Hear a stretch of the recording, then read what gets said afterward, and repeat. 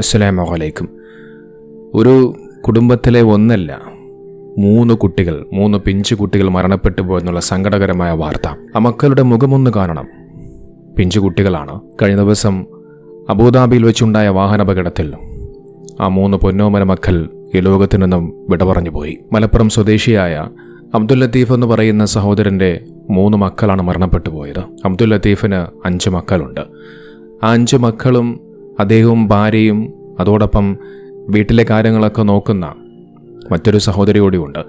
അവരെല്ലാവരും സന്തോഷത്തോടുകൂടി യാത്ര ചെയ്യുന്ന സമയത്ത് ഒരു വാഹനാപകടം ഉണ്ടാവുകയും പിന്നീട് അതിനെ തുടർന്ന് ആ 3 മക്കൾ മരണപ്പെട്ടു പോകുന്നു. അബ്ദുൽ ലത്തീഫും അദ്ദേഹത്തിൻ്റെ ഭാര്യയും അതോടൊപ്പം 2 മക്കളും ആശുപത്രി ചികിത്സയിലാണ്. അതിലൊരു കുട്ടിയുടെ സ്ഥിതി വളരെയധികം മോശമാണെന്നൊക്കെ പറഞ്ഞു വെക്കുന്നുണ്ട്. ICUവിലാണെന്നൊക്കെ പറഞ്ഞു വെക്കുന്നു. ആശുപത്രിയിൽ കഴിയുന്ന 2 മക്കൾക്കും അതോടൊപ്പം ലത്തീഫിനും അദ്ദേഹത്തിൻ്റെ ഭാര്യയ്ക്കും പരിപൂർണമായ ശിഫ കൊടുക്കട്ടെ. എല്ലാ ബുദ്ധിമുട്ടുകളും പ്രയാസങ്ങളും മാറ്റി പൂർണ്ണ ആരോഗ്യം അള്ളാഹു കൊടുത്ത് അനുഗ്രഹിക്കട്ടെ. നമുക്ക് വളരെയധികം സങ്കടകരമായ ഒരു കാര്യം തന്നെയാണിത്. സഹിക്കാൻ കഴിയുന്നില്ല. നമുക്കറിയാം, ഒരു കുടുംബത്തിലെ ഒന്നല്ല 3 കുട്ടികളാണ് മരണപ്പെട്ടു പോയത്. നിങ്ങളൊന്ന് ആലോചിച്ച് നോക്കൂ.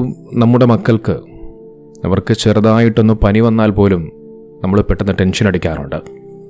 അവരുടെ കൈകൾ ചെറുതായിട്ടൊന്ന് മുറിഞ്ഞാൽ, ചെറിയ പരിക്കുകൾ സംഭവിച്ചാൽ പോലും അത് നമ്മെ വല്ലാതെ പ്രയാസപ്പെടുത്താറുണ്ട്. അത്തരമൊരു സാഹചര്യത്തിൽ 3 മക്കൾ മരണപ്പെട്ടു പോവുക എന്ന് പറയുന്നത് കുടുംബത്തിനെ സംബന്ധിച്ചിടത്തോളം അതൊരിക്കലും സഹിക്കാൻ കഴിയുന്നൊരു കാര്യമല്ല. സഹിക്കാനും ക്ഷമിക്കാനുമുള്ള മനസ്സ് അല്ലാഹു ആ കുടുംബത്തിലുള്ളവർക്ക് കൊടുത്ത് അനുഗ്രഹിക്കട്ടെ. ഒരുപക്ഷെ തൻ്റെ 3 മക്കൾ, തങ്ങൾ താലോലിച്ച് ഓമനിച്ച് പോറ്റി വളർത്തിയ 3 മക്കൾ മരണപ്പെട്ടു പോയത് എന്ന് പോലും അറിയാതെയായിരിക്കും ഒരുപക്ഷെ ആ ഒരു ഉപ്പയും ഉമ്മയും ആശുപത്രി കിടക്കുന്നത്. വല്ലാത്തൊരവസ്ഥയാണ്. അബുദാബിയിലെ റോഡിൽ ചിതറിപ്പോയത് 3 പിഞ്ചു ജീവനുകൾ മാത്രമല്ല, മറിച്ചൊരു കുടുംബത്തിൻ്റെ സ്വപ്നങ്ങളാണ്. ആ കൊച്ചുമക്കളെ കണ്ട് കൊതിതീരും മുമ്പേ, അവരുടെ കളിച്ചിരികൾ മായും മുമ്പേ അള്ളാഹു അവരെ തിരിച്ചു വിളിച്ചിരിക്കുന്നു. നമുക്കറിയാം, ഈ ലോകമെന്നുള്ളത് ഒരു പരീക്ഷണമാണ്.